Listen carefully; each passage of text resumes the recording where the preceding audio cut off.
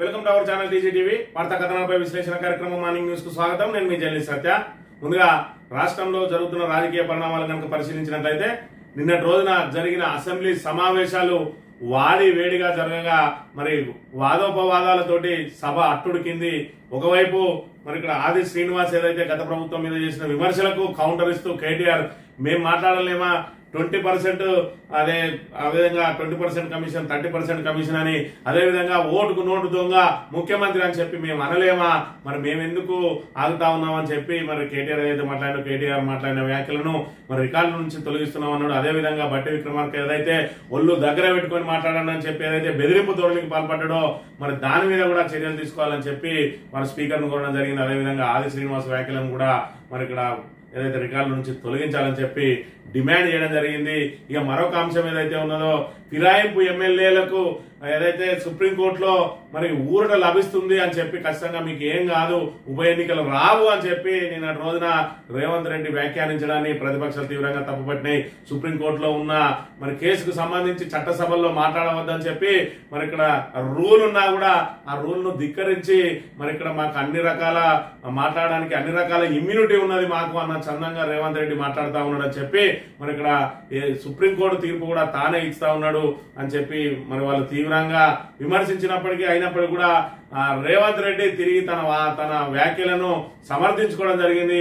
ఏది ఏమైనా ఉప ఎన్నికలు రావు, గతంలో వచ్చినాయా, ఇప్పుడు ఎందుకు వస్తాయి, రాజ్యాంగం అప్పుడో రోజులు ఉంటుందా ఇప్పుడో రోజులు ఉంటుందా అని చెప్పి మరి వివిధ రకాల వ్యాఖ్యలు చేయడాన్ని బట్టి కూడా మరి ఇక్కడ బీఆర్ఎస్ సభ్యులందరూ మరి పెద్ద ఎత్తున దాని మీద వ్యతిరేకంగా మాట్లాడిన పరిస్థితిని మనం ఇక్కడ ప్రధానంగా గమనించవచ్చు. ఏదేమైనా కూడా నిన్నటి రోజున అసెంబ్లీ సమావేశాలు వాడి వేడి ఇటు కమిషన్ల మీద ఇటు ఉప ఎన్నికలకు సంబంధించి పెద్ద ఎత్తున మరి చర్చ జరిగింది. అదేవిధంగా విద్యా వ్యవస్థ మీద కూడా పెద్ద ఎత్తున చర్చ జరిగిన అంశాన్ని మనం ఇక్కడ చూడవచ్చు. మంతని నియోజకవర్గానికి సంబంధించిన వార్తలను ముందుగా పరిశీలించినట్లయితే ఇక్కడ చూసుకున్నట్టయితే ఈయన పేరు బర్ల వెంకయ్య. ఈ బర్ల వెంకయ్య అనే వ్యక్తి మరి నిన్న మొన్నటి రోజున ఏదైతే 24వ తేదీన ఆయన మీద ఎస్సీ ఎస్టీ యాక్ట్ బుక్ అయింది, ఎస్సీ ఎస్టీ కేసు నమోదైంది. మరి ఇక్కడ చూసుకున్నట్టయితే ఆయన కాంగ్రెస్ పార్టీ సపోర్టరే. మొన్నటి రోజున ఏదైతే ఊళ్ళకు మరి రత్నాపూర్ గ్రామానికి సంబంధించి అక్కడ భూములు తీసుకుంటామని వస్తే మరి ఇక్కడ మా భూములు మేము ఇయ్యం చావనైనా చేస్తామని చెప్పి పోలీసులతో కూడా ఆయన వాగ్వివాదానికి దిగిండు. మరి పేరుకు వృద్ధుడే గాని యాక్టివ్ గా పాల్గొంటాడు. ఏదైతే గ్రామానికి సంబంధించిన విషయాలలో ఈయన ప్రత్యేకంగా కాంగ్రెస్ కు సంబంధించిన కార్యకర్త ఆయన మాట్లాడిన మాటలు ఒకసారి గమనించినట్టయితే నేను కాంగ్రెస్ ఓటు తక్కువ వేసింది. ఎందుకంటే ఇప్పుడు మాది భూములు తీసుకుంటాను, మంచిగా పేదలకు ఇల్లు కూడా పెడతాను. కాంగ్రెస్ నాయకుడు ఈయనే, కాంగ్రెస్ కు సంబంధించిన క్రియాశీల నాయకుడు అనొచ్చు, కార్యకర్త అనొచ్చు, లేదంటే సానుభూతి పరుడే అనుకుని మొత్తానికైతే ఈయన కాంగ్రెస్ కు సంబంధించిన వ్యక్తి. మరి ఇక్కడ ఏదైతే ఇలా భూములు తీసుకోవడానికి వ్యతిరేకించింది పనిలో పనిగా మీరు పేదల ఇల్లు కూడా కొడతా ఉన్నారు, మేము కాంగ్రెస్ కు ఓటేసి తప్పు చేసినామని చెప్పిండు. అదేవిధంగా పోలీసులతో కూడా ఇక్కడ వాగ్వాదం చేస్తున్నారు.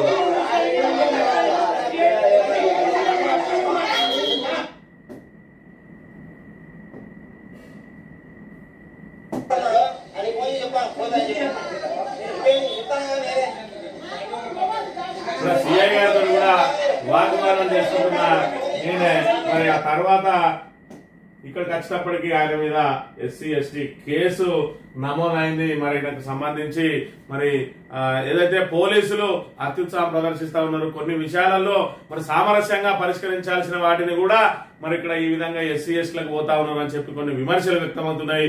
ఒకవైపు ఆల్రెడీ బీఆర్ఎస్ నాయకుల మీద అక్రమ కేసులు పెడుతూనే ఉన్నారు. మరి ఇక్కడ చూసుకున్నట్టయితే నిన్నటి రోజున మరి దీనికంటే ముందు మరి ఏదైతే 21వ తేదీన మరి ఇక్కడ తీర్థాల కొమురెల్లి అని చెప్పి ఈయన ఒక వృద్ధుడు, ఈయన మీద కూడా మరి ఎస్సీ ఎస్టీ నమోదైంది. తాజాగా ఈయన మీద ఎస్సీ ఎస్టీ నమోదైంది. దీనికంటే ముందు ఖమ్మంపల్లి మాజీ సర్పంచ్ మీద ఎస్సీ ఎస్టీ కేసు నమోదైంది. రామగిరిలో నా మీద ఎస్సీ ఎస్టీ కేసు నమోదైంది. ఈ 4 మండలాలకు సంబంధించి ఈ 2 మండలాలలో మరి ఇక్కడ మంతనికి నియోజకవర్గానికి సంబంధించి పెద్దపల్లి జిల్లాలో ఉన్న 4 మండలాలు ఉంటే ఖమ్మంపల్లిలో ఆ 2 కేసులు, రామగిరిలో 2 ఎస్సీ ఎస్టీ కేసులు ఈ మధ్యనే నమోదైనాయి అని అంటే మరి ఇక్కడ ఏ విధంగా ఎస్సీ ఎస్టీల సంఖ్య నమోదు జరుగుతా ఉన్నది. ఖమ్మంపల్లి మాజీ సర్పంచ్ మీద ఆయన సోషల్ మీడియాలో యాక్టివ్ ఉన్నాడని చెప్పి ఈయన కాంగ్రెస్ సంబంధించి కాంగ్రెస్ నాయకుల ఏదైతే మట్టిని అదేవిధంగా వాటిని దోచుకుపోతా ఉన్నాడని చెప్పి నిత్యం మరి గలమెత్తుతాడో ఆయన మీద ఈయన మొన్నటి రోజున మరి ఇక్కడ ఏదైతే పోలీసులను అడ్డుకోవడం అదేవిధంగా కాంగ్రెస్ పార్టీ మీద వ్యతిరేకంగా వ్యాఖ్యలు చేయడం ఆ తర్వాత ఎస్సీ ఎస్టీ కేసు నమోదు కావడం మరి కాంగ్రెస్ కార్యకర్త అయ్యుండి కూడా ఆయన మీద కేసు నమోదైందంటే అసలు ఏం జరుగుతుంది అనేది మరి ఇక్కడ మంత్రి నియోజకవర్గంలో అర్థచిక్కగా ఉన్నది. ఏది ఏమైనా కూడా మరి కేసుల పరంపర అయితే కొనసాగుతూనే ఉన్నది. ఇందులో అక్రమ కేసులే అనేకం అని చెప్పి కూడా మరి విమర్శలు వ్యక్తం అవుతున్న వేళ కొన్ని కేసులకైతే మరి ఇక్కడ పాత్రికేయ మిత్రులే సాక్ష్యాలుగా ఉండడం కూడా మరి ఇక్కడ మంత్రి ప్రజానీకం తప్పుపడుతున్న అంశాన్ని మనం ఇక్కడ ప్రధానంగా గమనించవచ్చు. ఇక పంటలకు సంబంధించి కనుక చూసుకున్నట్టయితే మరి కాటారం ఏదైతే మంత్రి శ్రీధర్ బాబు ప్రాతినిధ్యం వహిస్తున్నటువంటి మంత్రి నియోజకవర్గం ఆయన సొంత మండలం కాటారం. ఆ కాటారం మండలం మరి ఇక్కడ ఏదైతే నస్తూర్పల్లిలో ఇక్కడ పంటలు ఎండిపోయి పూర్తిగా మరి మిగతా అంతా బీడు పెట్టి ఎక్కువ సాగునీళ్ళు రావని ఎంతో కొంతవరకే సాగు చేసుకుంటే ఆ సాగు చేసుకున్న భూమి కూడా నీళ్ళు వచ్చే పరిస్థితి లేదు. మరి ఇక్కడ శ్రీధర్ బాబు చూసుకున్నట్టయితే తాను అధికారంలోకి వచ్చినాక వెంటనే నేను మరి ఇక్కడ చిన్న కాళేశ్వరం పూర్తి చేయిస్తా అని చెప్పి ఎన్నికలకు ముందు మరి గెలిచిన తర్వాత నెల రోజుల తర్వాత కాటారంలోకి వచ్చిన తర్వాత నేను ఇచ్చిన మాట కట్టుబడి ఉన్నా మరి సంవత్సరం లోపు ఖచ్చితంగా మీ చిన్న కాళేశ్వరాన్ని పూర్తి చేయిస్తాను. ఇప్పటికే 35 రోజుల గడువు పూర్తయింది. 365 రోజుల లోపు అంటే ఇంకా 330 రోజుల లోపే చిన్న కాళేశ్వరాన్ని పూర్తి చేసి మీకు అందరికీ సాగునీరును అందుబాటులోకి తీసుకొస్తానడు. ఇవాళ చూసుకున్నట్టయితే మరి ఇక్కడ ఇవన్నీ చూసుకున్నట్టయితే బీడుగా ఉన్నాయి. ఎంతో కొంత మరి మొత్తానికి నీళ్ళు వచ్చే పరిస్థితి లేదని కొంతవరకు సాగు చేసుకున్న భూమి కూడా మరి ఇక్కడ నీళ్లు అందక పంట పొలాలను ఇక్కడ పశువులకు మేతగా వాడుతున్న దుస్థితి మంత్రి నియోజకవర్గంలో మనం నెలకొన్నదనే అంశాన్ని ఇక్కడ మనం చూడాలి. ఇది సాక్షాత్తు మరి వాళ్లకు వంతవాడే ఈనాడు దినపత్రికలనే వచ్చింది. ఇదేదో మరి చిన్న చిన్న పత్రికలో లేకపోతే మరి ఇక్కడ కాంగ్రెస్ వ్యతిరేక పత్రికను కాదు. కాటారం న్యూస్ టుడే ఎండుతున్న పంటలు రైతన్న కంట కన్నీరు అన్నదాత కొండంత ఆశతో సాగు చేసిన యాసంగి పంటలకు నీరందక పంటలు ఎండిపోతున్నాయి. ఎండల తీవ్రతతో భూగర్భ జలం అడగంటి పడడంతో చెరువులు కాలువలపై ఆధారపడిన అన్నదాత కంట కన్నీరే మిగిలింది. పంటలు ఎండిపోవడంతో చేసేది లేక పంటలో పశువులను మేపుతున్నారు. నస్తూరుపల్లికి చెందిన రైతు నిట్టూరు సమ్మయ్య 2 ఎకరాల్లో వరి సాగు చేశాడు. సమీప చెరువులో నీరు అడగంటిపోవడంతో పంటలు పశువులకు వదిలేశామని ఆవేదన వ్యక్తం చేశాడు. గారపల్లి శివారు చింతల చెరువుపై ఆధారపడిన రైతులది ఇదే పరిస్థితి. లక్షల పెట్టుబడి పెట్టినా తమ ఆశలు ఆవిరైపోతున్నాయని మరి దిగులు చెందుతున్నారు. ఇది ఈ రోజు వచ్చిన వార్త 27/3/2025 ఈనాడు దినపత్రికకు సంబంధించిన వార్త. ఇదేదో దురుద్దేశంతో మరి ఇక్కడ ప్రతిపక్షాలకు సంబంధించిన పత్రికలు ఏవైతే చెప్తా ఉన్నారో దానిలో వచ్చింది కాదు. అధికార పక్షానికి వంత వాడే పత్రిక వేసింది. మరి శ్రీధర్ బాబు సొంత మండలానికి సంబంధించిన దుస్థితి ఈ విధంగా ఉంటే నియోజకవర్గ వ్యాప్తంగా రైతులు ఏ విధంగా ఇబ్బందులు పడతా ఉన్నారు అనే విషయాన్ని మనం ఇక్కడ ప్రధానంగా గమనించాలి. దీనికి అంతటి కూడా మరి ప్రధాన కారణం ఏదైనా అంటే మరి ఇక్కడ కాళేశ్వరం ప్రాజెక్టు మీద కుట్రలు అన్ని మేడిగడ్డలో ఏదైతే పిల్లర్ ఉంగిందో దాన్ని పునరుద్ధరించడానికి మరి ఇక్కడ ప్రభుత్వం ముందుకు రాక మరి ఇక్కడ ఏదైతే గోదావరిని ఎడారిగా మార్చడంతో భూగర్భ జలాలు పూర్తిగా అడగంటిపోయి మరి ఇక్కడ వాళ్ళు కనీసం బావులతోటో బోర్లతోటో వ్యవసాయం చేద్దామన్నా లేక చెరువు నీళ్ల మీద ఆధారపడితే ఆ చెరువులకు సంబంధించి ఆ నీళ్లు రాక ఈ రోజు వేసిన పంట అంతా పశువులకు మేతగా మరి ఇక్కడ వేయాల్సిన దుస్థితి నెలకొన్నది మంత్రి నియోజకవర్గంలో. మంత్రి నియోజకవర్గం కాదు, గోదావరి మరి ఎడారిగా మారడంతో మరి రాష్ట్ర వ్యాప్తంగా కూడా ఈ కాళేశ్వరం ఎండిపోయిన ప్రభావం వారి మీద పడతా ఉన్నది. అదంతా కూడా కాలం తెచ్చిన కరువు కాదు, కాంగ్రెస్ తెచ్చిన కరువే ఖచ్చితంగా. మరి ఇక్కడ ఏదైతే 7వ బ్లాక్ ను పునరుద్ధరించండి అని చెప్పి ఎన్డీఎస్ఏ నిపుణుల నివేదిక వచ్చినా కూడా ఆ నివేదికను తొక్కిపెట్టి 15 నెలల నుంచి దాన్ని మరమ్మత్తు చేయకుండా అలాగే ఏ విధంగా అయితే వదిలేసి ఎలాంటి మరి ఇబ్బంది లేని ఇటు అన్నారం గాని అటు సుందిల గాని ఆ ప్రాజెక్టు గేట్లను కూడా ఎత్తేసి పూర్తిగా గోదావరిని ఎడారిగా మార్చిండు. జలకలతో నిండుకుండగా ఉండే గోదావరిని ఈ రోజు ఎడారిగా మార్చడంతో భూగర్భ జలాలను అడిగంటిపోయి మరి ఇప్పుడు ఇక్కడ ఇంకా మార్చి నెలలే నడుస్తా ఉన్నది. మరి ఇప్పటికే మరి నీటి కొరత తీవ్రంగా ఉన్నది. ఏప్రిల్ మే నెలల్లో తాగునీటి కూడా కటకట ఏర్పడే ప్రమాదం ఉన్నది. అయినప్పటికీ కూడా ప్రభుత్వం ఇంకా తాను ఏదైతే నిందలేసిందో ఆ నిందలను నిజాలని చెప్పి ప్రజలను నమ్మించే కార్యక్రమంలో భాగంగా ఆ గోదావరిని పూర్తిగా ఎడారిగానే మార్చింది. మరి ఇక్కడ ఏదైతే మంత్రి నియోజకవర్గంలో ఉన్నది అత్యధికంగా 3 బ్యారేజీలు కూడా 4 బ్యారేజీలు ఉంటే ఎల్లంపల్లి మరి కాంగ్రెస్ హయాంలో నిర్మించింది. 3 నిర్మించిన బ్యారేజీలు కూడా 3 మంత్రి నియోజకవర్గంలోనే ఉన్నాయి. మరి ఇక్కడ రాష్ట్ర వ్యాప్తంగా నీళ్లు అందించే ప్రక్రియ అంతా మంత్రి నుంచే పోతా ఉన్నది. కాళేశ్వరం దేవస్థానం సాక్షిగా మంత్రపురి సాక్షిగా మరి ఇక్కడ రాష్ట్ర వ్యాప్తంగా గోదావరి జలాలు వాళ్లకు దహార్తిని అదేవిధంగా పంటలకు సాగునీటిని అందిస్తున్న వేళ మరి ఇక్కడ మన మంత్రి నియోజకవర్గానికి సంబంధించిన ప్రాతినిధ్యం వహిస్తున్న మంత్రి శ్రీధర్ బాబు గారైనా చొరవ తీసుకుంటారా అంటే ఆయన రేవంత్ రెడ్డి మాటలకు వంత వాడడం, దాంతో ఇక్కడ మరి పూర్తిగా రైతులను దీనస్థితిలో కొట్టుమిట్టాడుతున్న పరిస్థితి ఇక్కడ మరి మీరే గమనించండి. కాటారంలో మరి ఇప్పుడు గోదావరి ఎండిపోయిన తర్వాతనే పంటలు ఎందుకు ఎండిపోతా ఉన్నాయి? అసలు గోదావరిలో ఏదైతే కాళేశ్వరం ప్రాజెక్టు నిర్మాణం ద్వారా మంత్రికి ఏమాత్రం ప్రయోజనం లేదు అని చెప్పి పదే పదే చెప్పిన శ్రీధర్ బాబు మరి ఆ రోజు గోదావరి నిండుకుండలా ఉన్న రోజు పంటలు ఎందుకు ఎండిపోలేదు, ఈ రోజు ఎందుకు పంటలు ఎండిపోతా ఉన్నాయి అనేది మరి ఇక్కడ సామాన్య ప్రజానికానికి అర్థమవుతున్నది, కానీ శ్రీధర్ బాబుకు మాత్రం అర్థమైతే లేదా? మరి ఏదైతే కేసీఆర్ మీద కక్ష సాధింపు చేపట్టే కార్యక్రమంలో భాగంగా రైతుల పంట పొలాలను ఫలంగా పెట్టి వాళ్ళు కక్ష తీర్చుకుంటా ఉన్నారా, మరి ఇక్కడ వాళ్ళ ఇగోను సాటిస్ఫై చేసుకుంటున్నారా అనేది మరి మంత్రి ప్రజానికం అదేవిధంగా తెలంగాణ ప్రజానికం అంతా కూడా గమనించాలని చెప్పి విజ్ఞప్తి చేస్తా ఉన్నాం. వార్తా కథనాలను కనుక పరిశీలించినట్లయితే ఉప ఎన్నికలు రావు, ఇది రేవంత్ తీర్పు, ఎవరు ఎటువైపు వచ్చినా బై ఎలక్షన్ ఉండవు, అసెంబ్లీ సాక్షిగా ఫిరాయింపులకు సీఎం అభయం, కేసు సుప్రీంకోర్టులో ఉండగానే ప్రకటించిన ముఖ్యమంత్రి. అధ్యక్ష, తమరి ద్వారా నేను చెప్పదలుచుకున్నా, ఎవరైతే సభ్యులు ఉన్నారో వాళ్ళు ఆందోళన చెందాల్సిన పని లేదు. ఏ ఉప ఎన్నికలు రావు, వారు కోరుకున్న ఉప ఎన్నికలు రావు, అటోళ్ళు ఇటు వచ్చినా ఇటోళ్ళు అటువైనా ఉప ఎన్నికలు రావు. హరీష్ రావు గుర్తు చేసిన విషయం సుప్రీంకోర్టులో ఉన్నది. సబ్ జ్యుడిషియరీ అయిన విషయాన్ని లోపల నేను మాట్లాడితే కొంత ప్రొటెక్షన్ ఉన్నది, కానీ బయట మాట్లాడితే ప్రొటెక్షన్ ఉన్నది. This house is immune for certain laws. అధ్యక్ష, తమ నాయకత్వంలో సభకు రక్షణ ఉన్నది. సభలో మనం కొన్ని విషయాలు ప్రస్తావించవచ్చు, కానీ సభ బయట ఉప ఎన్నికలు వస్తాయి, అయిపోయింది, వచ్చే వారం ఎన్నికలు, ఇదంతా ఉత్తదే అధ్యక్ష, అదేం జరిగేది లేదు, పోయేది లేదు, ఎవరు ఆందోళనలు చెందాల్సిన పని లేదు, ఉప ఎన్నికల మీద మనం దృష్టి పెట్టాల్సిన అవసరం లేదు అని చెప్పి అసెంబ్లీ సాక్షిగా సుప్రీంకోర్టులో ఉన్న అంశం మీద నిన్నటి రోజున రేవంత్ రెడ్డి ఏమంటాడంటే ఉప ఎన్నికలు రావు అని చెప్పి చెప్తాడు. ఒకవైపు సుప్రీంకోర్టులో ఉన్న విషయాన్ని చట్టసభలో ప్రస్తావించరాదు అని చెప్పి మరి రూల్స్ ఉన్నా కూడా లేదు, మనకు చట్టసభకు రక్షణ ఉంటది, బయట మాట్లాడితేనే తప్పు, ఇక్కడ మాట్లాడితే మరి మీ ఆధ్వర్యంలో మాకు సభకు రక్షణ కల్పించింది, మేము ఏదైనా మాట్లాడచ్చు అని చెప్పి బాజాప్తా మాట్లాడుతా ఉన్నాడు.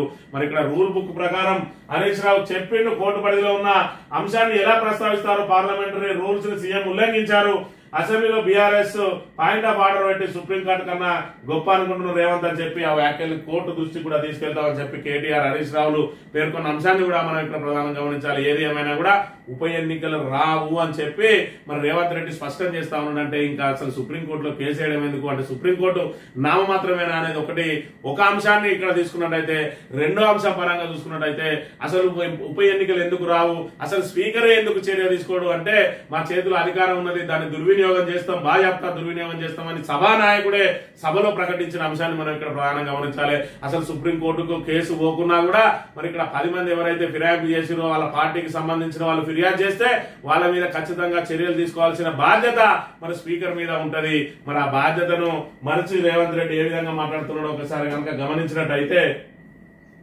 4.5 మాత్రం చేసింది, ఎన్నడూ ఉప ఎన్నికలు రాలేదు. కానీ ఇప్పుడు ఉప ఎన్నికలు అయితే వచ్చేవారమే ఉప ఎన్నికలు అంటున్నారు అధ్యక్ష. ఎట్లా వస్తాయి అధ్యక్ష?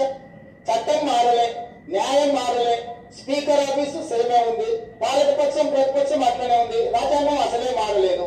ఇంకెట్లా వస్తాయి అధ్యక్ష ఉప ఎన్నికలు? నాకు అర్థం కాలేదు. ఏ రాజ్యాంగం ప్రకారం వస్తాయి అధ్యక్ష? డాక్టర్ బాబాసాహెబ్ అంబేద్కర్ గారు రచించిన రాజ్యాంగం ప్రకారము గత అనుభవాల దృష్టి ఎప్పుడు కూడా పార్లమెంట్ ప్రాక్టీసెస్ అండ్ ప్రొసీజర్స్ అని ఉంటాయి అధ్యక్ష. చట్టంలో గ్రే ఏరియా ఉన్నప్పుడు గతంలో ఎలాంటి విధి విధానాలను ఆచరించారు, సాంప్రదాయాలు ఎట్లున్నాయని చూస్తారు అధ్యక్ష. అబద్ధాలను కూడా దబాయించి చెప్పడంలో రేవంత్ రెడ్డి దిట్ట అనే విషయాన్ని మనం ఇక్కడ ప్రధానంగా గమనించాలి. గతంలో మరి ఇక్కడ కాంగ్రెస్ నుంచి బీఆర్ఎస్ లో చేరిన వాళ్ళు మంత్రి పదవులు కూడా స్వీకరించిండ్రు, వాళ్ళ పదవులు పోలేదు. ఇప్పుడు ఇలా పదవులు ఎందుకు పోతాయి? రాజ్యాంగం మారిందా, మరి ఇక్కడ స్పీకర్ కార్యాలయం మారిందా, స్పీకర్ మారిందా అంటాడు. కానీ ఒక్క విషయాన్ని మర్చిపోయిండు రేవంత్ రెడ్డి. అదే రాజ్యాంగంలో 2/3 కనుక ఏదైతే ఒక పార్టీకి సంబంధించిన ఎమ్మెల్యేలో 200 మంది కనుక దాన్ని తీసుకుపోయి ఆ లెజిస్లేచర్ పార్టీలో విలీనం చేస్తే మరి ఇక్కడ ఏదైతే వాళ్ళను ఫిరాయింపు ఎమ్మెల్యేలుగా పరిగణించారు, వాళ్ళని తీసుకొచ్చి వీళ్ళదే శాసనసభ పక్షంలో విలీనంగా ప్రకటిస్తారు. వాళ్లకు మరి ఏదైతే వాళ్ళ పదవి తొలగింపు నుంచి వాళ్లకు మినహాయింపు ఉంటుందని చెప్పి అదే రాజ్యాంగంలో పొందుపరచబడి ఉన్నది, అదే రూల్లో పొందుపరచబడి ఉన్నది.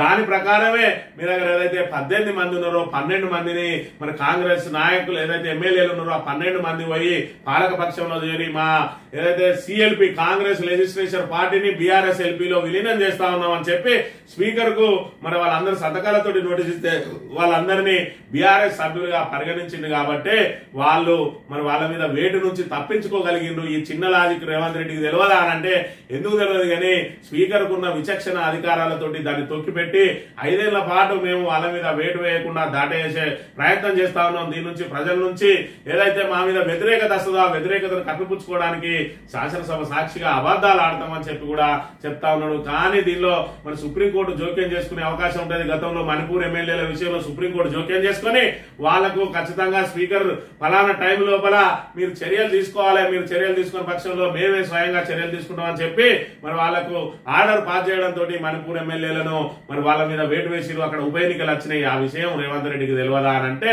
మరి ఇక్కడ దబాయించడానికి ప్రయత్నం చేస్తా ఉన్నాడు. కానీ సుప్రీంకోర్టును ఏ విధంగా దబాయించగలుగుతావు మరి ఇక్కడ రేవంత్ రెడ్డి అనే విషయాన్ని మనం ఇక్కడ ప్రధానంగా గమనించాలి.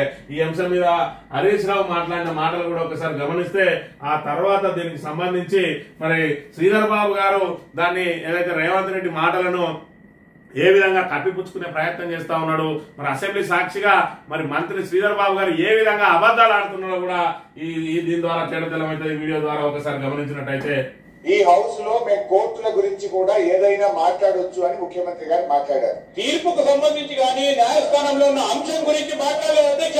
న్యాయస్థానం పేరే తీయలేదు అధ్యక్ష. న్యాయస్థానం పేరే తీయలేదు అధ్యక్ష. సభలో ఏదైతే మన కోర్టుల గురించి మాట్లాడరాదు అని చెప్పి ఖచ్చితంగా ఆర్డర్ బుక్ లో రూల్ బుక్ లో ఉన్నది. అయినప్పటికీ కూడా మేము ఈ సభలో ఏదైనా మాట్లాడవచ్చు అని చెప్పి రేవంత్ రెడ్డి మాట్లాడుతూ ఉన్నాడు అని చెప్పి మాకు ఇమ్యూనిటీ ఉన్నది అని చెప్పి ఆయన ఏదైనా మాట్లాడతాడు మాకు రక్షణ కల్పించడానికి ఈ చట్టసభల్లో మేము ఏం మాట్లాడినా చెల్తుందన్న చందంగా ఆయన కోర్టులను కూడా ధిక్కరిస్తా ఉన్నాడు. అంటే అసలు కోర్టులో ఉన్న అంశాన్నే మాట్లాడలేదు అధ్యక్ష, అసలు కోర్టు పేరే తీయలేదు అధ్యక్ష అని చెప్పి మరి ఇక్కడ యావత్ తెలంగాణ ప్రజలతో పాటు తెలుగు సమాజం అంతా కూడా అసెంబ్లీ సమావేశాలను గమనిస్తా ఉన్నారు. సుమారు 10 కోట్ల మంది మరి ఇక్కడ ఏదైతే అసెంబ్లీను అటు ఉమ్మడి ఆంధ్రప్రదేశ్ కు సంబంధించిన అసెంబ్లీ సమావేశాలను తెలంగాణ వాళ్ళు గాని, తెలంగాణకు సంబంధించిన అసెంబ్లీ సమావేశాలను మరి ఆంధ్రప్రదేశ్ వాళ్ళు గాని ఇక్కడ చూసే అవకాశం ఉంటది. ఇంతమంది ప్రత్యక్ష ప్రసారం ద్వారా వీక్షిస్తా ఉన్నా కూడా మరి నిస్సిగ్గుగా శ్రీధర్ బాబు ఏ విధంగా అబద్దాలు ఆడుతా ఉన్నాడు. మరి ఇక్కడ కోర్టుల పేరే తీయలేదు అన్నాడు. మరి అక్కడ ఆయన ముందుగా మాట్లాడిన రేవంత్ రెడ్డి మాటలు కనుక విన్నట్టయితే విషయం సుప్రీంకోర్టులో ఉంది, విషయం సుప్రీంకోర్టులో ఉంది. ఆ సుప్రీంకోర్టులో సబ్జుడిస్ అయిన విషయంలో లోపల నేను మాట్లాడితే కొంత ప్రొటెక్షన్ ఉంది, కానీ బయట మాట్లాడటోళ్ళకి ప్రొటెక్షన్ ఉండదు. అధ్యక్ష, నేను తమ ద్వారా ఎవరైతే ఉన్నారో సభ్యులు ఎవరు ఆందోళన చెందాల్సిన పని లేదు. ఏ ఉప ఎన్నికలు రావు.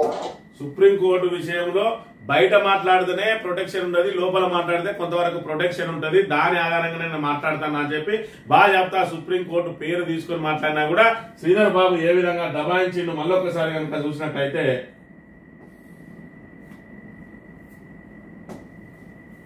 మాట్లాడారు. తీర్పుకు సంబంధించి కానీ న్యాయస్థానంలో ఉన్న అంశం గురించి మాట్లాడలేదు అధ్యక్ష. న్యాయస్థానం పేరే తీయలేదు అధ్యక్ష. న్యాయస్థానం పేరే తీయలేదు అధ్యక్ష. ఇది ఏ రకంగా వాళ్ళు మరి దబాయించుకుంటూ అబద్దాలు ఆడుతా ఉన్నారు. నిన్నైతే బట్టి విక్రమార్క మరి ఒళ్ళు దగ్గర పెట్టుకుని మాట్లాడాలంటారు.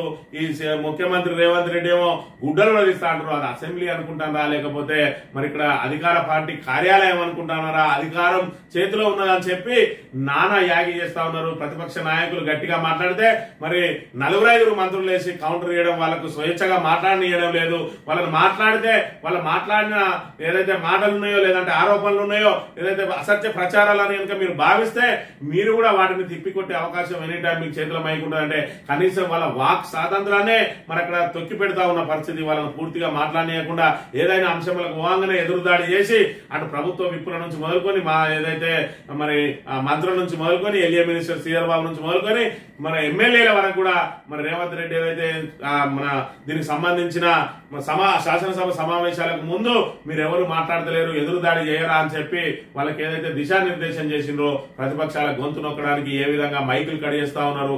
రేవంత్ రెడ్డి మరి ఇక్కడ కనుసన్నలలో స్పీకర్ పనిచేస్తూ ఏ విధంగా ప్రతిపక్ష నాయకులు ఇటు కేటీఆర్ మాట్లాడినా, ఇటు హరీష్ రావు మాట్లాడినా, ఇటు పల్లరాజేశ్వర రెడ్డి మాట్లాడినా, ఆఖరికి జగదీష్ రెడ్డిని అయితే ఏకంగా సెషన్ నుంచే సస్పెండ్ చేసిండు. మరి ఈ విధంగా ఈ రకంగా శాసనసభలో ఎక్కడ ప్రజాస్వామ్యం కనబడతా ఉన్నది అనేది తెలంగాణ ప్రజానీకం గమనించాలి. మన గతంలో చూసుకున్నట్లయితే 10 సంవత్సరాల పాటు కేసీఆర్ ముఖ్యమంత్రిగా ఉన్న సమయంలో ప్రతిపక్షాలకు ఇంకా ఏమైనా సమయం కావాలా, మరి ఇక్కడ 5 రోజుల పాటు శాసనసభ సమావేశాలు పెడతా ఉన్నాం, మీరు కావాలంటే 10 రోజుల వరకు కూడా కొనసాగిస్తాం, మీ అభిప్రాయం చెప్పండి అని అంటే 5 రోజులే చాలన్నారు. మరి మాట్లాడండి అని చెప్తే ఉత్తమ్ కుమార్ రెడ్డి మేము ప్రిపేర్ అయి రాలేదన్నా, మరి వాటిని కూడా మనం ఇక్కడ చూసినాం. కానీ ఇప్పుడు చూసుకున్నట్టయితే మరి ప్రతిపక్షాల గొంతు నొక్కే ప్రయత్నమే చేస్తా ఉన్నారు, క్వశ్చన్ అవర్లే బంద్ చేస్తా ఉన్నారు. కానీ మరి తప్పించుకుపోయే ప్రయత్నమే తప్ప మరి ఇక్కడ వీళ్ళకి సమాధానాలు చెప్పడానికి గానీ, మరి ఇక్కడ ప్రతిపక్షం నోర్లు మూయించడానికి గానీ వీళ్ళ దగ్గర సబ్జెక్టు లేదు, చేసిన పనులు లేవనే విషయాన్ని తెలంగాణ యావత్ సమాజం మరి ఇక్కడ గమనించాలని చెప్పి కోరుతా ఉన్నాం. కమిషన్ల వివాదం సభలో వాగ్యుతం. సచివాలయంలో కాంట్రాక్టర్లు ధర్నాలు చేస్తలేరా, మీ ఎమ్మెల్యేలే ఆరోపించారు, వాటికి ప్రభుత్వం జవాబు చెప్పాలి. అసెంబ్లీ సాక్షిగా విరుచుకుపడిన కేటీఆర్ ఒళ్ళు దగ్గర పెట్టుకుని మాట్లాడాలంటూ డిప్యూటీ సీఎం బట్టి విక్రమార్క బెదిరింపులు. కేటీఆర్ వ్యాఖ్యలను రికార్డుల నుంచి తొలగిస్తున్నట్టు ప్రకటించిన ప్యానెల్ స్పీకర్. డిప్యూటీ సీఎం వ్యాఖ్యలను తొలగించాలన్న బీఆర్ఎస్ మైక్ ఇవ్వని సభాపతి. బట్టి వ్యాఖ్యలకు నిరసనగా బీఆర్ఎస్ సభ్యుల వాకౌట్ అసెంబ్లీ గేటు ముందు ధర్నా అని చెప్పి మరి ఇక్కడ 20% కమిషన్ తీసుకుంటే అనగానే మరి బట్టి విక్రమార్క ఉగ్ర రూపం చేసిండు. మరి ఇక్కడ ఒళ్ళు దగ్గర పెట్టుకుని మాట్లాడాలి, మీరు నిరూపిస్తావు అంటాను. మరి ఇక్కడ నీ చాంబర్ ముందట ఎందుకు ధర్నా చేసిండ్రు, మరి ఇక్కడ ఉప ముఖ్యమంత్రి చెప్పాలని, నీకు సంబంధించిన మరి నీ అధికార పక్షం వాళ్ళందరినీ ఎగేసి తీసుకొచ్చి నీ చాంబర్ ముందట మరి ఇక్కడ ధర్నా చేయించి నీ ఆర్థిక శాఖకు రేపు బ్రేక్ వేయబోతా ఉన్నారు, నిన్న ఆర్థిక శాఖ నుంచి తప్పించబోతా ఉన్నారు అని చెప్పి ఊహాగానాలు వస్తా ఉన్నాయి. మరోవైపు మీ ఎమ్మెల్యేలే 10 మంది అక్కడ పెట్టుకుని కమిషన్లకు వ్యతిరేకంగా మాట్లాడిండు. పొంగులేటి శ్రీనివాసరెడ్డి 30% కమిషన్లు తీసుకుంటా ఉన్నాడు, బట్టి విక్రమార్క 20% తీసుకుంటా ఉన్నారని ఇక్కడ యావత్ తెలంగాణ సమాజం కూడా చూస్తుంది. బిల్లులు ఎందుకు వస్తలేవంటే 20% చెల్లిస్తూనే వస్తాయి, అది కూడా ₹1 కోటి, అరకోటో. మరి చిన్న చిన్న కాంట్రాక్టర్లు కాదు, పెద్ద పెద్ద కాంట్రాక్టర్లు ఒకటేసారి మరి అక్కడ బిల్లులు దానికి అవి చెల్లించుకుంటూ వస్తాయి. ఒక్కొక్క చిన్న చితకల దగ్గర నుంచి వాళ్ళు ఇప్పుడు తీసుకుంటలేరు. అంటేనే ఆ 200 మంది చిన్న చితక కాంట్రాక్టర్లు మరి నీ చాంబర్ ముందరికి వచ్చి ధర్నా చేసింది వాస్తవం కాదా, ఉన్నమాట అంటే ఉలికెక్కువ అన్నట్టు మరి ఇక్కడ సించుకుంటాడు. నిన్నటి రోజున బట్టి విక్రమార్క మరి 20% కమిషన్ అని చెప్పి వచ్చిన 200 మంది కాంట్రాక్టర్లు ధర్నా చేసిరు. మరి అది అబద్ధం అయితే ఆ 200 మంది మీద కేసు పెట్టి లోపల జైల్లో ఎందుకు ఎంచలేదు బట్టి విక్రమార్క, మరి తప్పించుకొని ఎందుకు పోయినావు, అక్కడి నుంచి వాళ్ళతోటి నిలబడి మాట్లాడే ధైర్యం ఎందుకు చేయలేదు అనే విషయం తెలంగాణ యావత్ సమాజం అంతా కూడా గమనించాలి. వీళ్ళ కమిషన్ల భాగవతం ఏ విధంగా ఉన్నదో మరి తెలంగాణ ప్రతి పౌరుడు మరి దీన్ని అవగతం చేసుకోవాల్సిన అవసరం ఉన్నదనే విషయాన్ని మనం ఇక్కడ ప్రధానంగా గమనించాలి. ఇక గతంలో కవితకు బెయిల్ పైన రేవంత్ అనుచిత వ్యాఖ్యలు ఆగ్రహం వ్యక్తం చేసిన సుప్రీంకోర్టు క్షమాపణ చెప్పిన ముఖ్యమంత్రి. మరి రేవంత్ రెడ్డికి క్షమాపణలు చెప్పుడు పెద్ద కొత్తే కాదు అని చెప్పి ఇక్కడ వార్త ప్రచురించింది. గతంలో కూడా కవితకు బెయిల్ ఇచ్చిన అంశం మీద సుప్రీంకోర్టు మీద ఇలాగే మరి ఇక్కడ అనుచిత వ్యాఖ్యలు చేస్తే సుప్రీంకోర్టులో జడ్జీలు తీవ్ర ఆగ్రహం వ్యక్తం చేసిరు. దాంతో బహిరంగంగా క్షమాపణ చెప్పిన అంశాన్ని కూడా మనం ఒకసారి ఈ సందర్భంగా మరి ఇక్కడ గమనించాలి. ఇక ధరలమంట కొలువుల తంట, మోదీ సర్కార్ అతిపెద్ద వైఫల్యాలు ఇవే ఇండియా టుడే సర్వేలో వెల్లడి అని చెప్పి ఇంజనీరింగ్ చదివిన 83% మందికి నో జాబ్స్, 46% బిజినెస్ గ్రాడ్యుయేట్లది ఇదే పరిస్థితి, అన్స్టాప్ రిపోర్ట్ అని చెప్పి భారత్ నుంచి బయటపడతాం 22 సంపన్నుల మనోగతం కొటక్ ప్రైవేట్ సర్వేలో వెల్లడి, అమెరికాకు జీ హుజూర్ అని చెప్పి మరి ఇక్కడ ధరలమంట కొలువుల తంట అని చెప్పి మోదీ సర్కార్ ద్వారా మరి ఇక్కడ మేక్ ఇన్ ఇండియా అని ఏదైతే ప్రచారం చేస్తా ఉన్నారో అదంతా శుద్ధ అబద్ధం. మరి ఇక్కడ సంపన్నులు కూడా ఇక్కడ నుంచి వెళ్ళిపోయే ప్రయత్నం చేస్తా ఉన్నారు. ఇక్కడ సరైన మరి ఇక్కడ వ్యాపారాలకు తగిన ప్రోత్సాహకాలు ఉండలేవు అని చెప్పి ఒకవైపు చెప్తా ఉంటే సుంకాలే ఆటంకాలు అని చెప్పి ట్రంప్ ప్రతిపాదనతో భారత ఫార్మా పరిశ్రమ కూడా కుదేలవుతున్నది. అత్యధికంగా భారత్ నుంచి ఫార్మా ఉత్పత్తులన్నీ కూడా అమెరికాకి వెళ్తా ఉన్నాయి. వాళ్ళు విధించే సుంకాల ద్వారా ఫార్మా రంగం కుప్పకూలిపోయే అవకాశం ఉన్నదని కూడా ఇక్కడ చెప్తున్న పరిస్థితిని మనం ఇక్కడ ప్రధానంగా గమనించాలి.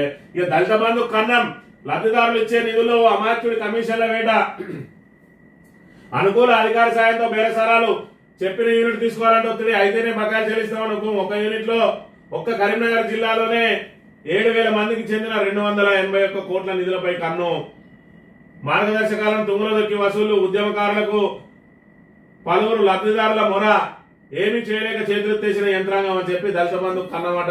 మరి ఇక్కడ మేము ఏం చెప్తే అదే యూనిట్ తీసుకోవాలి అని చెప్తా ఉన్నారు. ఎందుకంటే ఆ యూనిట్ వాళ్ళతోటి వీళ్ళు కుమ్మక్కై మరి నేను వీళ్ళని పంపిస్తానా, నా కమిషన్ నాకు అని చెప్పి ఎవరు ఎక్కడ ఎంత దొరుకుతుందో అంత దోచుకునే ప్రయత్నమే చేస్తా ఉన్నారు. మరి మంత్రులైనా కూడా, నాయకులైనా కూడా, ఎమ్మెల్యేలైనా కూడా ఎవరికి అందిన కాడికి దండుకో అన్నట్టే ఉన్నది. ఎందుకంటే రేపు మళ్ళా వచ్చేది లేదు, సచ్చేది లేదు. ఇప్పటికే మన కాంగ్రెస్ ప్రతిష్ట పూర్తిగా మరి దిగజారిపోయింది. ప్రజల్లోకి పోతే మళ్ళా రాళ్లబట్టి కొట్టేటట్టున్నారు. కాబట్టి 4 రాళ్లు ఎరికేసుకుందామన్న చందంగా ఉన్నది వీళ్ళ పరిస్థితి అనే విషయాన్ని మనం ఇక్కడ ప్రధానంగా చూడవచ్చు. ఇక కుర్చీ కోసం కుమ్ములాట, మంత్రి పదవులపై కాంగ్రెస్ లో పీఠముడి, ఆయన తమ్ముడికి ఇస్తే తన భార్యకు ఇవ్వాల్సిందేనంటున్న ఉత్తమ్, వివేక్ బదులు తమకు ఇవ్వాలంటున్న మాదిగ సామాజిక వర్గం ఎమ్మెల్యేలు, ఎస్టీలకు ప్రాతినిధ్యం కోసం లంబాడాల ధర్నా, నేనే తక్కువ అంటున్న మల్రెడ్డి రంగారెడ్డి అని చెప్పి మరి ఇక్కడ తెలంగాణకు సంబంధించి కుర్చీలాట నడుస్తా ఉన్నది. 6 మరి ఇక్కడ ఏదైతే మంత్రివర్గ బెర్తులు ఖాళీగా ఉన్నాయో 6 బెర్తులు నింపడానికి 16 నెలల నుంచి మల్లగుల్లాలు పడతా ఉన్నది కాంగ్రెస్ అధిష్టానం. ఇప్పటి వరకు 6 మంత్రివర్గ పదవులు ఏవైతే నింపుతారో దానిలో 36 మంది ఎదురు చూస్తా ఉన్నారట. ఒక్కొక్క మంత్రి పదవికి 6 చొప్పున ఇక్కడ పోటీలు పడతా ఉన్నారు. మరోవైపు రాజగోపాల్ రెడ్డికి ఇస్తే మరి అన్నదమ్ములకి 2 ఇస్తే మా భార్య భర్తలకు కూడా 2 ఇవ్వాలని ఉత్తమ్ కుమార్ రెడ్డి, మరి వివేక్ ఇక్కడ ప్రేమ్ సాగర్ రావు అడ్డు జరుగుతా ఉన్నాడంటే ఇప్పుడు కొత్తగా మాదిగ సామాజిక వర్గం మాకు కూడా ఖచ్చితంగా వివేక్ ఇస్తే మాకు ఇవ్వాలి, లేకపోతే వివేక్ బదులు మా సామాజిక వర్గానికి ఇవ్వాలని చెప్పి వీళ్ళు, అదే విధంగా రెడ్డి వర్గం నుంచి మల్రెడ్డి రంగారెడ్డి నాకు ఇవ్వాలని ఆల్రెడీ సుదర్శన్ రెడ్డి ఆయన కూడా మరి మాకే రావాలని చెప్పి ఇక్కడ ప్రయత్నాలు చేస్తున్న పరిస్థితి. నిజామాబాద్ నుంచి అయితే ఖచ్చితంగా ఇవ్వాలి కాబట్టి ఆయన సీనియర్ గా ఆయన ఒక్కడే ఉన్నాడు కాబట్టి అది రెడ్డి సామాజిక వర్గానికి కాబట్టి మరి ఇక్కడ ఇద్దరు రాజగోపాల్ రెడ్డికి ఇక్కడ ఇస్తే మల్రెడ్డి రంగారెడ్డి నేనేం చేయాలంటా ఉన్నాడు. ఏది ఏమైనా మరి ఈ మంత్రివర్గ బెర్తుల సిచ్చు ఖచ్చితంగా కాంగ్రెస్ ను ఒక కుదిపే అవకాశం అయితే ఉన్నది ఖచ్చితంగా అనే విషయాన్ని ఇక్కడ వివేక్ ఇవ్వకపోతే ఆయన వేరుకుంపడి పెట్టుకోవడానికి సిద్ధంగా ఉన్నాడు. రాజగోపాల్ రెడ్డి అయితే ఇక రెడీగా ఉన్నాడు, ఆల్రెడీ నాకు రానే వచ్చింది మరి ఇక్కడ మంత్రి పదవి అని చెప్పి మరి ఆయన అయితే పూర్తిగా అనుకూలంగా మొత్తం ఆ రేవంత్ రెడ్డికి మరి ఇక్కడ మొత్తం పూర్తిగా రక్షణ కవచంగా మారి ఆయన మాట్లాడుతున్న మాటలను కూడా మనం ఒకసారి గమనించినట్టయితే ఏదైతే మరి ఇక్కడ మా నాయకుడు మంచోడు కాబట్టి ఇప్పటి వరకు మీరు బతుకున్నారన్న చందంగా మాట్లాడుతా ఉన్నాడు. ఇది రాజగోపాల్ రెడ్డి వ్యాఖ్యలు ఒకసారి గమనిస్తే మా గౌరవ ముఖ్యమంత్రి మంచిది కాబట్టి మీరు 15 నెలల నుంచి ప్రశాంతంగా పడుకుంటారు. లేకపోతే నిన్న ఒక లెక్క రేపటి నుంచి ఇంకో లెక్క ఉంటుంది. మీరు గుర్తుపెట్టుకుంటారు. మా రేవంత్ రెడ్డి మంచోడు కాబట్టి ఈయన కంటే కితాబులు ఇచ్చినోడు దొరకలేదుగా.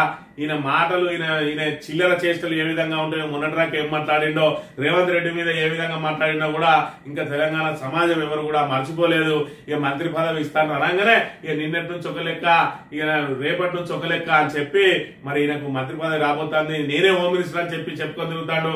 ఏదైతే ఒక పాట ఉంటది, శుద్ధ వేసి ఊళ్ళల్లో ఊరేగిస్తారేమో ఏందో ఏమో అన్నట్టు రాజగోపాల్ రెడ్డి మరి ఇక్కడ గాలినే నడుచుకుంటూ తిరుగుకుంటా ఆయన వ్యాఖ్యలు మరి ఇక్కడ విచిత్రంగా ఉంటున్నాయి. విచిత్రంగా ఉండడమే కాదు వాటి పట్ల తెలంగాణ సమాజం మరి మీమ్స్ చేసుకుంటూ నవ్వుతూ తిరుగుతా ఉన్నారు. దీన్ని కనుక గమనించినట్టయితే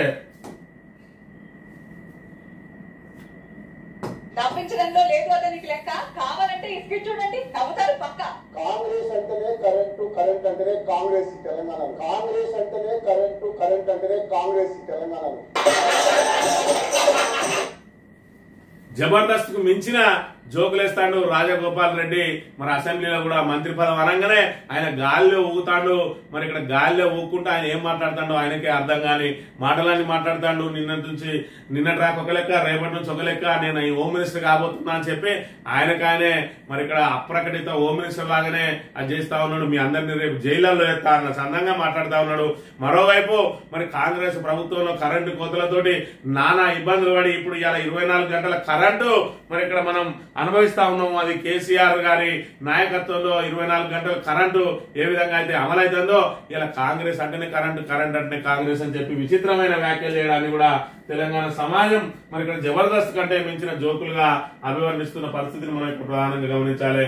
ఇక సుప్రీంకోర్టును ధిక్కరించే మాటలు, ధిక్కరించడం పద్ధతి అని చెప్పి ఈ 2 అంశాలకు సంబంధించిన వార్తను ఇక్కడ ఏదైతే తెలంగాణ దినపత్రికలో చూడవచ్చు. 30% సర్కార్ ప్రజాపాలన కాదు కాంగ్రెస్ కమిషన్ల పాలన, అసెంబ్లీలో మాజీ మంత్రి కేటీఆర్ వ్యాఖ్యలు. మరి నిన్న రోజున కమిషన్ల మీద పెద్ద ఎత్తున దుమారం జరిగింది. మరి ఇక్కడ కాంగ్రెస్ సభ్యులైతే సహనం కోల్పోయినారు. ఆ ఏకంగా ఉప ముఖ్యమంత్రి సహనం కోల్పోయి మరి ఇక్కడ ఒళ్ళు దగ్గర పెట్టుకుని మాట్లాడమంటాడు. నీ ఏదైతే నీ దగ్గరికి 20% కమిషన్ కోసం మరి మమ్మల్ని ఇబ్బంది పెడతానని 200 మంది కాంట్రాక్టర్లు వచ్చిన రోజు వాళ్ళ ముందు నిలబడి ఒళ్ళు దగ్గర పెట్టుకుని మాట్లాడుతున్నాను అంటే మరి మీ క్యారెక్టర్ మీద తెలంగాణ సమాజానికి ఒక నమ్మకం ఉండేది. అక్కడి నుంచి వారిపోయి ఇక్కడ సభలో మాకు అధికారం ఉన్నదని చెప్పి సభ్యులు నోరు మూయిస్తే మరి ఎంతమంది తెలంగాణ సమాజం నోరు మూయిస్తావు అనే విషయాన్ని బట్టి విక్రమార్క గమనించాలి. విద్యా వ్యవస్థపై కాంగ్రెస్ అబద్ధాలు మొత్తం నాశనమైందని చెప్పడం దారుణం. బీఆర్ఎస్ హయాంలో విద్యా వికాసానికి పునాదులు ఎవరి హయాంలో నాశనమైంది అనేది మొత్తం మరి తెలంగాణ సమాజం గమనిస్తుంది. ఇక్కడ బీఆర్ఎస్ ప్రచారమే చేయాల్సిన అవసరం లేదు.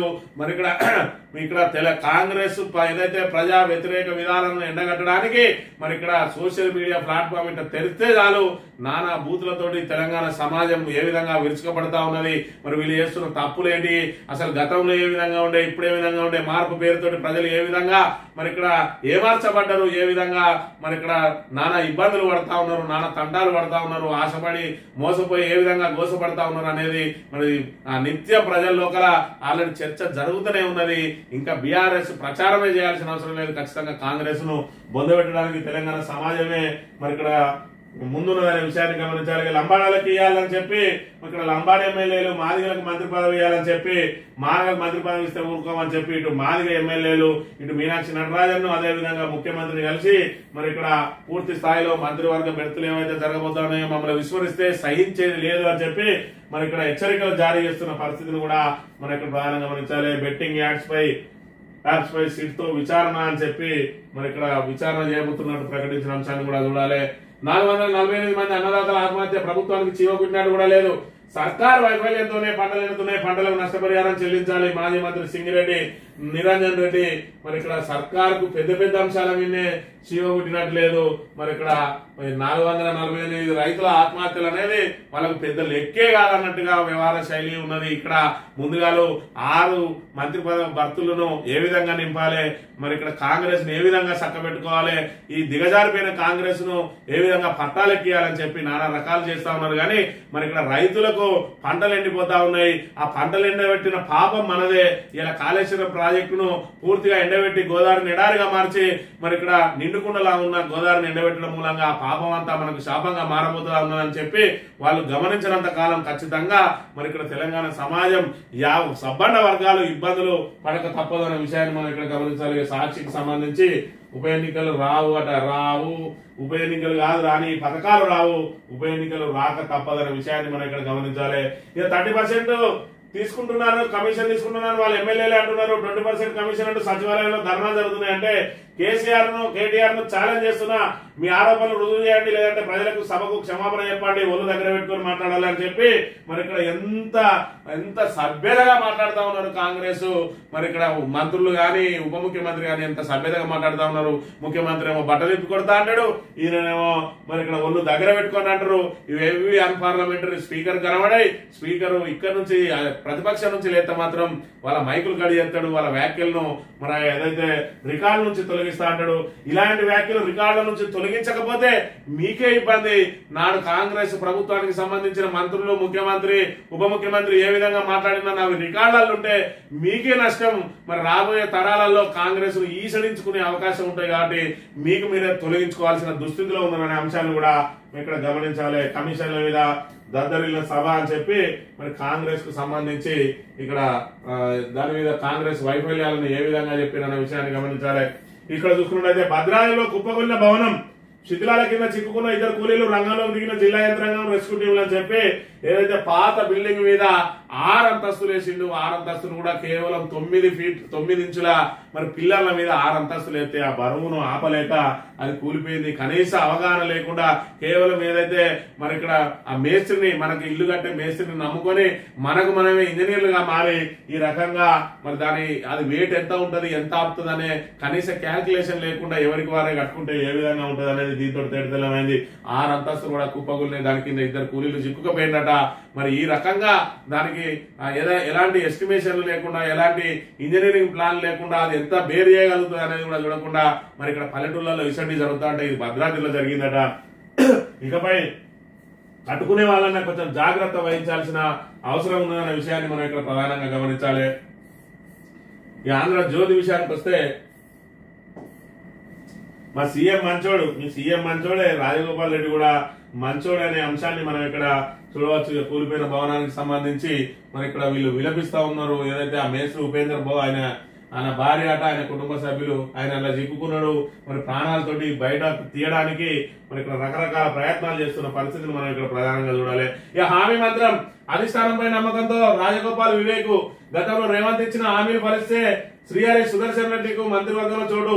తాజా విస్తరణలో వీరి ఖాయమని ప్రచారం. 5వ వ్యక్తికి ఇవ్వాల్సి వస్తే మైనారిటీకి 6వ వ్యక్తికి కూడా ఇవ్వాల్సి వస్తే ఆది శ్రీనివాస్ కు అవకాశం అట. మరి ఇక్కడ ఎవరికి మంత్రి పదవి వస్తుంది అనేది ఇంకా కుర్చీలాట సాగుతూనే ఉన్నది. రేవంత్ రెడ్డి, అదే విధంగా బట్టి విక్రమార్క, ఉత్తమ్ కుమార్ రెడ్డి, మహేష్ కుమార్ గౌడ్ మరి వీళ్ళ మధ్య నుంచి కేవలం వీళ్ళ మరి సూచనలు మాత్రమే తీసుకున్నారట. ఎవరికి మంత్రి పదవి రాబోతా ఉన్నది అనేది సీల్డ్ కవర్ లోనే రాబోతా ఉన్నది.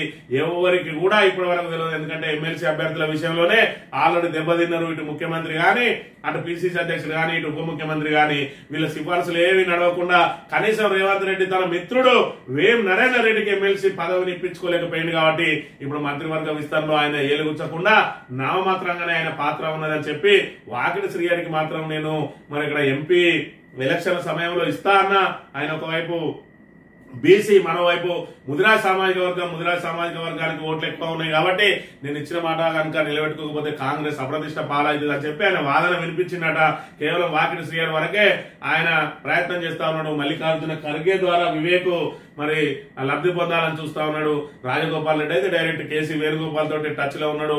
చేరే ముందే నాకు మంత్రి పదవి కావాలని చెప్పి ఇటు వివేక్ గాని, ఇటు రాజగోపాల్ రెడ్డి గాని మరి కోరుకున్నారని చెప్పి చెప్తా ఉన్నారు. వీళ్ళలో ఎవరిని అదృష్టం వరిస్తుందో మరి ఇక్కడ ఏదైతే ప్రమాణ స్వీకారానికి ముందు రోజు వరకు కూడా మరి ఇక్కడ ఎవరికి తెలిసే అవకాశం లేదు.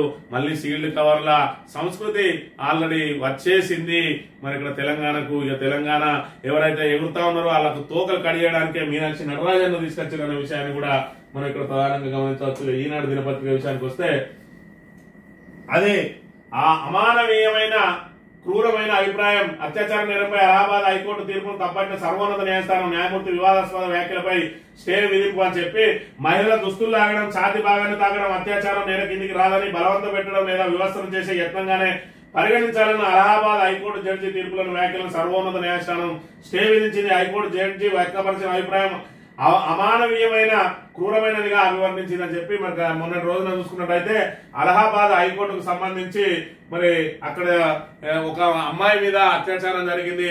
ఆమె ఛాతి మీద చేతులేసి అసభ్యంగా ప్రవర్తించారు. ఆమె దుస్తులను లాగే ప్రయత్నం చేశారు. కాబట్టి ఖచ్చితంగా ఇది అత్యాచార యత్నం అని చెప్పి పోలీసులు కేసు నమోదు చేస్తే మరి ఇక్కడ ఆ హైకోర్టు జడ్జి ఎవరైతే ఉన్నారో తీర్పును వెలువరిస్తూ అది మరి ఇక్కడ అత్యాచార యత్నం కిందికి రాదు, కేవలం వివస్త్రం చేసే ప్రయత్నం.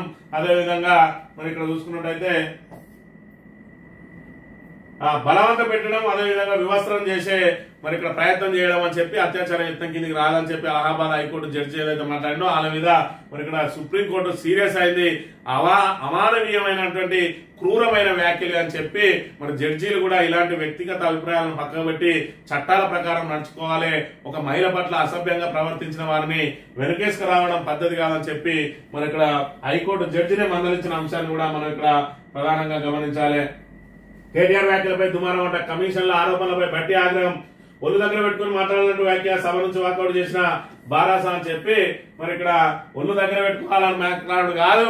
మరి ఇక్కడ నువ్వు ఏదైతే నీ మీద 20% కమిషన్ నచ్చిందో దాన్ని మరి తిప్పికొట్టే ప్రయత్నం చేయాలి. కానీ మరి అధికారాన్ని అడ్డం పెట్టుకొని మరి ఇక్కడ ఇలాంటి వ్యాఖ్యలు చేయడం, అన్పార్లమెంటరీ మాట్లాడడం ద్వారా మీ పరువు అవుతుంది. ఆల్రెడీ నువ్వు 20% తీసుకుంటున్నావు అని రాష్ట్రం అంతా కూడా ఎగుస్తుంది. ఇంకా నువ్వు ఎంత అరికట్టాలని చూసినా కూడా మరి సచివాలయంలోకి 200 మంది ఎందుకు వచ్చారని చెప్పి మరి చిన్నపిల్లగాడు కూడా నిన్ను ప్రశ్నించడానికి సిద్ధంగా ఉన్నాడు. మరి బట్టి విక్రమార్క గారు ముందుగా దీని మీద మరి ఆ 20% కమిషన్ మీద క్లీన్ చిట్ తెచ్చుకోవాలి. దానికి ఏం చేయాలనో మరి ఆయననే ప్రయత్నం చేయాలి. నీరు వారలేదు, 5వ వంతు కూడా అందుబాటులోకి రాని ఆయకట్టు పూర్తి స్థాయిలో ఖర్చు కాని సాగునీటి నిధులు. సాగునీటి రంగానికి సంబంధించిన ప్రస్తుత ఆర్థిక సంవత్సరం 24-25లో కేటాయించిన మేరకు నిధులు ఖర్చు కాలేదు. లక్ష్యం మేర ఆయకట్టు రాలేదు. భారీ మధ్యతరగతి ప్రాజెక్టుల కింద 6,55,000 ఎకరాల ఆయకట్టును ఈ ఆర్థిక సంవత్సరంలో సాగులోకి తేవాలని బడ్జెట్ లక్ష్యంగా పెట్టుకోవాలి. 1,00,000 ఎకరాలు కూడా రాలేదని నీటిపారుదల శాఖ తాజాగా అసెంబ్లీలో ప్రవేశపెట్టిన బడ్జెట్ ఫలితాల నివేదిక స్పష్టం చేస్తుంది. మరి 6.5 లక్షలు తెస్తామన్నారు, 1 లక్ష కూడా సాగులోకి తేలేదు బడ్జెట్. మరి ఇక్కడ ఓన్లీ పేపర్ల మీదనే బడ్జెట్ చేస్తా ఉన్నారు కానీ ఆ బడ్జెట్ లెక్కలు చూపించడానికి తప్ప అది ఖర్చు పెట్టడానికి అసలు ప్రభుత్వం దగ్గర డబ్బులే లేవు. ఆదాయాన్ని కోల్పోయింది. ఈ ఆదాయాన్ని కోల్పోవడానికి వాళ్ళ స్వయం కృతాపరాధమే కారణం. మరి దానికోసమే హైడ్రా లాంటివి తీసుకొచ్చి అస్తవ్యస్త నిర్ణయాలతోటి ఈ రోజు మరి ఇక్కడ తెలంగాణ ఆదాయాన్ని పడేసి తెలంగాణ బ్రాండ్ ఇమేజ్ ను దెబ్బతీసి మరి ఇక్కడ మనకు ఆల్రెడీ మేము అప్పుల్లో కూరుకుపోయినాం అని చెప్పి ప్రచారం చేసుకుంటూ తెలంగాణను క్యాన్సర్ పేషెంట్ గా అభివర్ణిస్తూ పెట్టుబడులు కూడా రాకుండా రేవంత్ రెడ్డి మరి ఇక్కడ బేల మాటలు బీదార్పులతోటి ఇలా తెలంగాణ యావత్తు మరి ఆర్థిక వ్యవస్థ కుప్పగొలుతున్న అంశానికి సంబంధించి మరి ఇక్కడ నీటిపారుదల రంగానికి చూసుకున్నా కూడా వాళ్ళు లక్ష్యంలో కనీసం మరి ఇక్కడ 20% కూడా చేరలేదు అంటే మరి ఏ విధంగా ఉన్నది వాళ్ళ పరిపాలన అనేది దీన్ని బట్టి తేటతెల్లమైతే ఉన్నది. ఇది ఈ రోజు మార్నింగ్ న్యూస్. తిరిగి రేపు వెళ్దాం. Thank you very much.